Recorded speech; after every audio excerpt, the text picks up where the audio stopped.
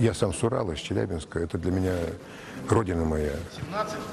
Поэтому я вот с волнением, с трепетом жду встречи. Свердловск очень театральный город, насколько я знаю. Здесь очень много театров. Здесь в театре, вот, допустим, юного зрителя работает мой очень хороший друг, с которым мы в детстве вместе были.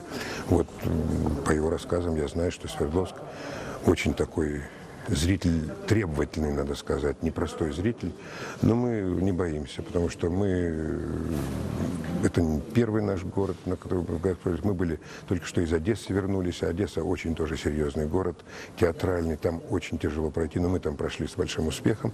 Надеюсь, что и Екатеринбург нас тоже так же примет, и зал будет полон. Мы покажем 5 спектаклей, которые будут интересны, мы так считаем, зрителям Екатеринбурга. И мы надеемся, что эти гастроли будут успешными.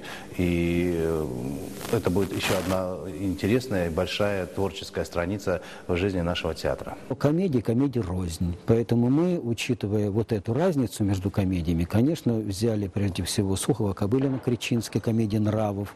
Также Гоголь. Игроки тоже с уклоном драматической коллизии, а не больше комедийной, хотя комедия названа Гоголем. И, конечно, Шендерович, комедия, это современная, которую крайне редко ставят «Два ангела, 4 человека», блестящий, считаю, драматургический материал. И также переводная пьеса «Вебер ужин дураков», которая очень широко идет по театрам нашей театральной России.